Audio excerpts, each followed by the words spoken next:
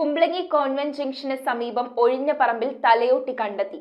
കാട് പിടിച്ചു കിടന്നിരുന്ന പറമ്പ് ശുചീകരിക്കുന്നതിനിടയിൽ അന്യസംസ്ഥാനക്കാരനായ ശുചീകരണ തൊഴിലാളിയാണ് വർഷങ്ങളുടെ പഴക്കമുള്ള തലയോട്ടി കണ്ടത്.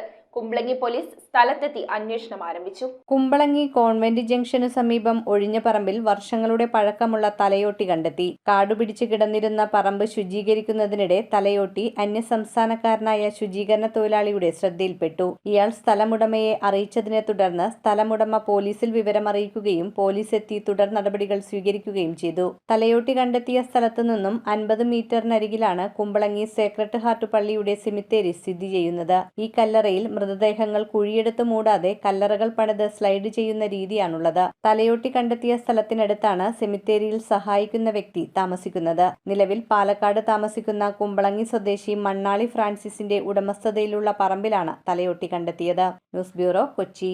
റിങ്ങുകൾ 1 ഗ്രാമിൽ തുടങ്ങുന്ന മാലകൾ, നെക്ലസുകൾ 9,000 രൂപ മുതൽ ഡയമണ്ട് നെക്ലസുകൾ 1 ലക്ഷം മുതൽ ആരംഭിക്കുന്ന വെഡിംഗ് സെറ്റുകൾ, കൂടാതെ നിങ്ങളുടെ പഴയ സ്വർണത്തിന് ഏറ്റവും ഉയർന്ന മൂല്യവും.